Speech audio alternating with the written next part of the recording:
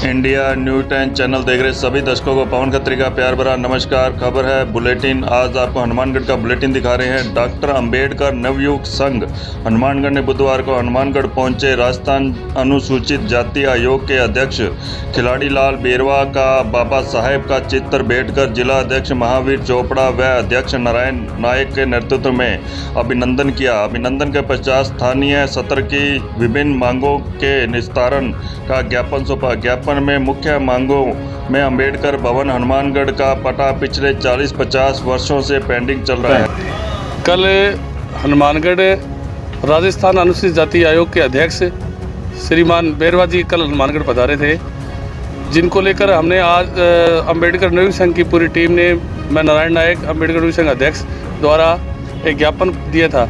उस ज्ञापन में हमारी मांग थी कि 40 सालों से अंबेडकर नवयुग संघ अम्बेडकर लाइब्रेरी भवन जो चल रहा है, जिसमें बच्चे विद्यार्थी पढ़ भी रहे हैं और राजस्थान सरकार और भारत सरकार से बजट भी पारित हो गया, कई बार बिल्डिंगें बन भी गई है, चार दीवारी हुई है और पट्टे की मांग जो है बार बार हमने निवेदन किया है नगर परिषद में। उससे पहले कृषि भूमि में थी, तो अभी तक उसकी पट्टा जो है नहीं बना। तो हमारी बेरवा जी से निवेदन था कि इसका पट्टा शीघ्र से शीघ्र जल्दी बनाया जाए और हनुमानगढ़ जंक्शन के अंदर टाउन और जंक्शन दो भागों में बांटा हुआ है, जिसमें जंक्शन के अंदर 30 कॉलेज है और कुछ 20-25 अन्य स्कूल भी है, जो कि हनुमानगढ़ में अनुसूचित जाति के बच्चों के लिए, बहन बेटियों के लिए छात्रावास होना अति आवश्यक है। जो बाहर से, राजस्थान से, हर कोने से जो व्यक्ति यहाँ कॉलेज के अंदर एडमिशन और जो पढ़ने की तैयारी में आता है, उनको बड़ा मजबूर होकर इस महंगाई के अंदर जो है आर्थिक स्थिति को देखते हुए बड़े तंगी महसूस करते हैं। जो उनका छात्रावास बना हो तो उनकी बच्चों की जो शिक्षा, जहाँ सरकारें और हम आम जन जो कहते हैं कि बच्चों को शिक्षा में बढ़ावा देना चाहिए, उसी प्रकार सरकार को भी ये सोचना चाहिए भी जो हनुमानगढ़ सेंटर पे हमारे विधायक जी को, कलेक्टर साहब को भी कि भी इसमें बात से अवगत कराया कि यहाँ छात्रावास होना चाहिए और पूरे राजस्थान के अनुसूचित जाति के लोगों के साथ में जो अत्याचार बढ़ रहे हैं उनको लेकर कड़ी निंदा प्रस्तुत दिया गया है, तो कि वो आगे से इनमें रोकथाम लगे। और CLG मेंबर के अंदर जिले पे और सभी थानों के अंदर CLG मेंबर के अंदर जो संख्या को देखते हुए अनुसूचित जाति के लोगों को भी इसमें CLG मेंबर बनाया जाए।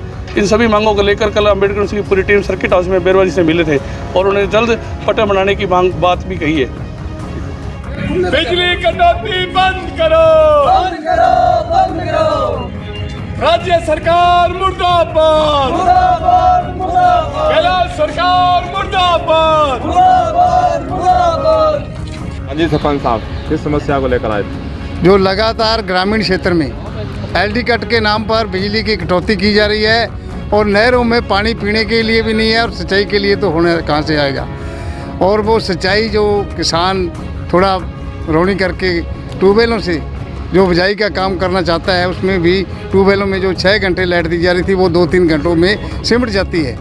और इसी सवाल को लेके गाँव में भी ऐसी समस्या है कि जब शाम को कोई खेत में काम करके, अब सीजन का टाइम है, तूड़ी बांध के या कोई और काम करके आते हैं, तो उस टाइम शाम को 5-5:30 बजे लाइट की कट हो जाता है। रात के 12 बजे कोई पता नहीं 12 बजे आए कि 1 बजे आए और सुबह भी लाइट कट हो जाती है।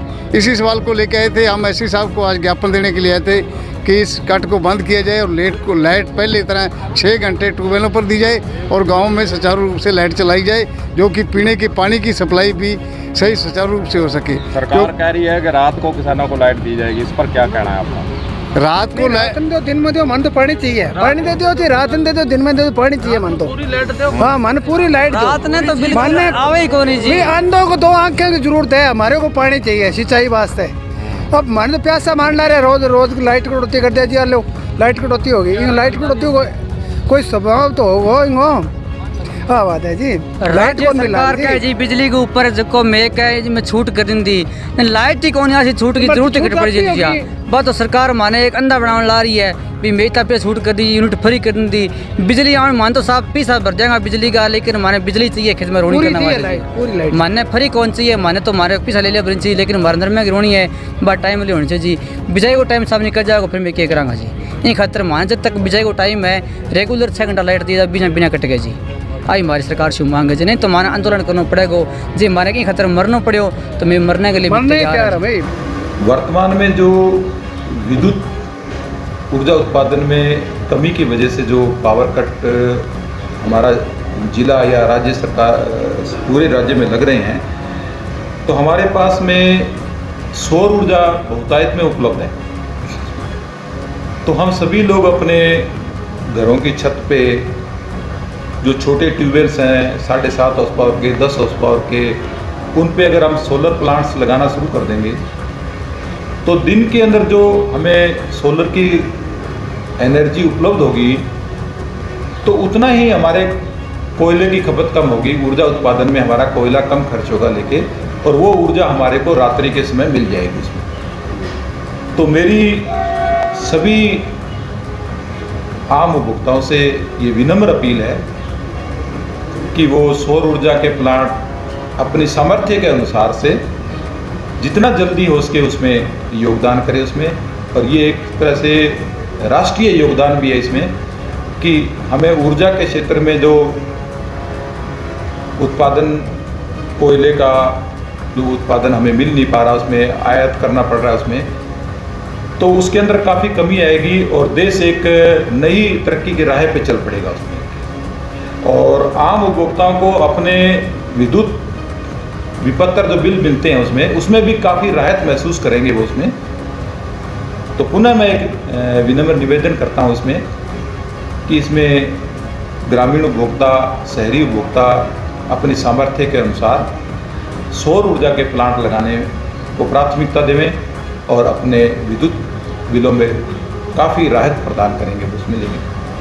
और कृषि कनेक्शनों के संबंध में मैं ये जिन्होंने स्पेशल श्रेणी में अपना आवेदन किया हुआ है, ये आवेदन करने जा रहे हैं उसमें, तो उनके लिए राज्य सरकार द्वारा एक नीति की घोषणा की गई है कि वो 50 रुपये के नॉन जुडिशियल स्टाम्प पेपर पे लिखित में देंगे, मैं मेरा सामान खुद खरीद के लाऊंगा, खुद अपनी लाइन तैयार करवा लूँगा और अपना ट्रांसफार्मर लगवा लूँगा।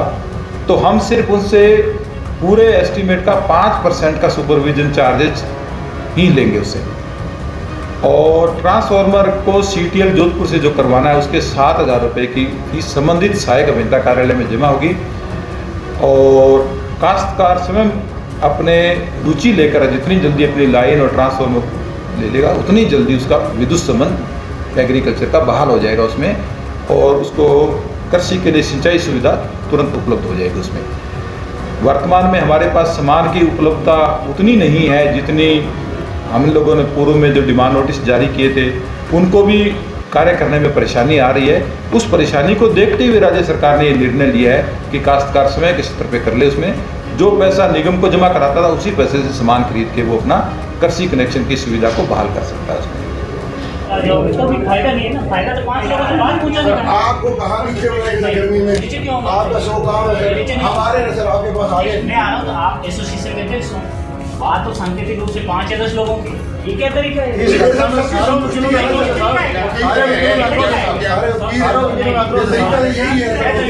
आपके बारे एसोसिएशन सारे वकीलों का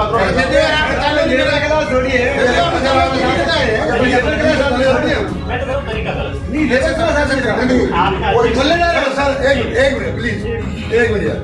कहूँ तरीका गलत नहीं ले हमारे वकील साहब थे विजय सिंह जोरन साहब, उन्होंने नशा के विरुद्ध मुहिम चला रखी थी जिससे पुलिस वालों को बहुत ज़्यादा खतरा लगा और पुलिस वालों की जो रोजी रोटी थी वो उसमें उन पर खतरा आया। पुलिस वालों ने उनको पिटा, रात को सारी रात अवैध हिरासत में रखा और उस पर दबाव बनाने के लिए एक झूठा 307 का मुकदमा दर्ज कर लिया, जिससे पूरा वकील समुदाय आक्रोशित है। अगर ऐसे जो पुलिस अधिकारी हैं, जिन्होंने जिम्मेवार अधिकारी हैं, उनके खिलाफ कार्रवाई नहीं की तो ये आंदोलन तेज किया जाएगा। आज गरसाना बार के समर्थन में श्री गंगानगर जिला और पूरे हनुमानगढ़ जिले के समस्त न्यायिक जो अदालतें हैं उनमें वकीलों ने काम बंद रखा है और आगे भी अगर उन आंदोलन जारी रखना पड़ेगा तो पूरा जोर शोर से आंदोलन करेंगे। धन्यवाद। कलेक्टर साहब के दफ्तर में ज्ञापन देने गए थे। कलेक्टर साहब कहते हैं कि जी सारे वकील क्यों आ गए? सारे वकील सारा दिन कलेक्टर में घूमते हैं, सारे वकील हैं। तो अगर उनको परेशानी थी तो हमने कहा ठीक है, आपको अच्छा नहीं लगा हम आपको ज्ञापन देते ही नहीं, तो हमने उनको ज्ञापन नहीं दिया। हम अब अपना ज्ञापन SP साहब को दे के आए हैं और वापस आ गए। ये एसपी साहब नए आए हैं, इन्होंने नशे पे बहुत काम किया है, बहुत अखबार में रोज़ खबर आती है। 2 ग्राम चिट्टा पकड़ा गया, 4 ग्राम अफीम पकड़ी गई, वहाँ उसको पकड़ लिया, उसको पकड़ लिया, उसको पकड़ लिया, उसको छोड़ दिया। हम इनको ये कहने आए हैं, 1 मिनट भाई जी, हम इनको ये कहने हैं, कोई वकील अगर इसी गैर कानूनी काम के लिए कोई सूचना देता है और उस वकील के साथ अगर गड़साना जैसी घटना हो गई तो आपकी हालत हम खराब कर देंगे। इनको ये भी बताया, मैंने कहा 2 ग्राम स्मैक की बात तो आती है, और ये जो एक मकान के अंदर अफीम के पौधे पकड़े गए, एक प्लाट के अंदर अफीम के पौधे पकड़े गए, उस मुलजिम को इन्होंने छोड़ दिया। क्यों छोड़ दिया? क्या कह रहे हैं? कह जी FSL रिपोर्ट आएगी। हमने एसपी साहब को कहा वो FSL रिपोर्ट नेगेटिव आएगी, क्योंकि वो बहुत बड़ा आदमी है, बहुत पैसे वाला आदमी है, इसलिए उसकी वो रिपोर्ट नेगेटिव आएगी। मैंने कहा ये कौन सा नशे को पकड़ने का काम है? आप नशा पकड़ो यहाँ ढंग से पकड़ो। अगर कोई वकील ने सूचना दे दी, अगर उसके साथ ऐसा हो गया तो ये गड़साना मत समझ लेना, हनुमानगढ़ है। और जो पैसे खा लिए जैसी आम चर्चा है, मैंने एसपी साहब को कहा, मैंने कहा पूछो लोगों से क्या चर्चा है आपकी उस अफीम के पौधों के बारे में, पता लग जाएगा आपको क्या करें लोग। गलत है, ये सिर्फ दिखावा है, नशे को पकड़ने का दिखावा है। जो स्मगलर हैं, जो बड़े लोग हैं जिनसे बंदी आती है, उनको ये पकड़ते पकड़े, ये सट्टे वालों को पकड़े, अफीम वालों को पकड़े। दारू के ठेके 8 बजे बाद रोज खुले रहते हैं, रोज जाना दारू के ठेके खुले रहते हैं, सारी बंदी आती है इनके पास। कौन से नशे को हटाने की बात कर रहे हो आप? ये सिर्फ दिखावा है, और आप पत्रकार भाइयों का सहयोग लेके ये अपनी इमेज बना रहे हैं, जैसे इनको कोई चुनाव लड़ना हो। कलेक्टर साहब क्या बताएं? कलेक्टर साहब तो अध्यक्ष ही थे, मेरे को, मैं था नहीं वहाँ। लगा दो बस, एक बहुत है।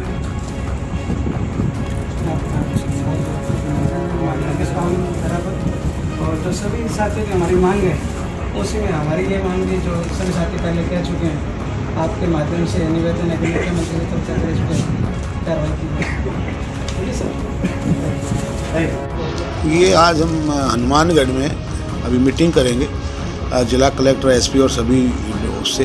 तो राजस्थान में जो सरकार ने योजनाएं चला रखी है उनकी समीक्षा है, और इसके साथ साथ ही जो मेन इम्पोर्टेंट इश्यूज़ हैं, जो आयोग जिस काम के लिए अपना मिशन बना के निकला हुआ है, जितने भी एट्रोसिटीज़ हैं, अत्याचार हो रहे हैं, उनमें कमी कैसे लाई जाए, और लोगों को इस एट्रोसिटी एक्ट के साथ साथ जो मिलना चाहिए न्याय नहीं मिल पा रहा है। अब हमने जो सर्वे किया है उसके तहत पाया कि 50% तो उसमें चालान FR कर देते हैं, 50% का चालान हो जाता है, और जब नतीजे पर पहुंचते हैं भाई सज़ा कितनी हुई तो वो 0 है। इसका मतलब जो तंत्र है हमारा वो कहीं कहीं गड़बड़ है, और जो न्याय जिस दलित को मिलना चाहिए वो नहीं मिल पा रहा है। कुछ ज़मीनों के झगड़े हैं हमारे संज्ञान में आए हैं, तो ज़मीनों के झगड़े ऐसे हैं कि किसी ने किसी की ज़मीन दबा रखी और वो आज तक कहना में उसको कार्रवाई नहीं हो रही। तो हमने सख्त निर्देश दे रहे हैं कलेक्टर को और संबंधित अधिकारियों को कि अगर किसी की दलित की ज़मीन है, अनुसूचित जाति की ज़मीन है, वो गैर अनुसूचित के पास अगर उसने कब्जा कर रखा है, और अगर उसकी 183 की कार्रवाई के बाद अगर वो कब्जा खाली नहीं करता तो उसको एट्रोसिटी एक्ट में गिरफ्तार कर कार्रवाई करें। क्योंकि ये सब चीज़ें एक मुहिम के साथ चल रही हैं। सरकार की मंशा है, अशोक गहलोत चाहते हैं कि पूरा का पूरा ही न्याय गरीबों को मिले, जो भी चीज़ें हैं वो हर नीचे बॉटम तक के लोगों को फ़ायदा मिले, ये अभियान। नहीं, मैं कल और परसों दोनों दिन गया था। असली बात यह है, हरियाणा ने लोगों की तूड़ी परिवहन पर रोक लगा दी, और खतरा ये है कि सिर्फ तूड़ी नहीं, वो आने वाले दिनों में पराली पर भी रोक लगाएंगे, ऐसा जो महसूस हो रहा है। तूड़ी तो अब 3 दिन में सारी दफन ही होगी, तूड़ी को तो ढक दिया लोगों ने, स्टोर कर लिया। लेकिन बड़ा संकट है राजस्थान में, किसानों के, पशुपालक किसानों के बड़ा भारी संकट हुआ है। उधर मध्य प्रदेश से रोक लग जाना और इधर हरियाणा से लग जाना खतरनाक है। इसके खिलाफ हमने खट्टर साहब को भी ज्ञापन भेजा है, और राष्ट्रपति के नाम भी ज्ञापन भेजा है। एक राज्य से दूसरा राज्य के बीच में कटुता पैदा करने का काम ना करे भाजपा, ये ज्ञापन हमने भिजवाया है। ये हिंदुस्तान, इस अखंड भारत की बात ये करते हैं, और तूड़ी जैसी पशुपालन की चीज़ों पर रोक लगा रहे हैं, और जिस तरीके की खटास पैदा करने की एक स्टेट से दूसरे स्टेट में काम कर रहे हैं, सीमाओं में बांट रहे हैं, ये बड़े खतरनाक बात है। आप अचंभा करोगे कि एक पिकअप है जिस पर 51,000 रुपये की पेनल्टी लगा करके बंद कर रहे हैं, उसकी तूड़ी रितवा रहे हैं, इस टाइप की दादागिरी कर रहे हैं, निंदनीय है, अशोभनीय है, और इसके खिलाफ हम लड़े। मोदी तो कह रहा है कि ये किसान कहीं भी कणक बेचे, तूड़ी बेचे, फिर कहीं ना कहीं ये दोगले हैं जी। जब तो किसान लड़े थे इनके खिलाफ, ये दोगले हैं। जब तो इनके खिलाफ किसान लड़े थे, और काले कानून, तभी तो हमने कहा था ये कानून काले हैं। इनका मन भी काला है, इनके कानून भी काले, इनके आदेश भी काले, इनके खिलाफ लड़ाई जाए। राजस्थान सरकार से इस संबंध में बातचीत करेंगे आप? मैंने करी है राजस्थान सरकार से बात। राजस्थान सरकार से बात के अलावा बड़ा विकल्प ये है कि हम ये कहें कि भाजपा की नीतियों के खिलाफ संघर्ष को मजबूत करना पड़ेगा, लोगों को बताना पड़ेगा। अब यहाँ के गौशाला के लोग जाकर के वहाँ बार बार गुहार लगा रहे थे कि साहब गौशालाओं के लिए तो छूट कर दो।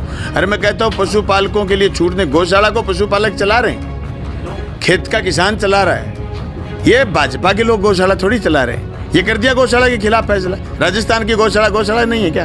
अभी मेरे पास एक किसान का फोन आया, बोले साहब आज तक गौशाला में मदद करी कि नहीं करी, लेकिन आप अपनी भादरा क्षेत्र की किसी गौशाला की 5 गाय मेरे पास भेज देना, ये तोड़ी तो बेईमान नहीं ले जाने देंगे, पर गाय मैं ले जाऊंगा। ये किसान में है, ये दया, ये दयालुता का भाव किसान में है। किसान के लिए पशु भी है, गाय और गौ माता भी है, लेकिन ये दयालुता का भाव किसान में है, भाजपा में नहीं है। भाजपा जिस तरीके के आदेश ला रही है, इससे न पशु बचेगा, न पशुपालक बचेगा, न किसान बचेगा, न भाईचारा बचेगा।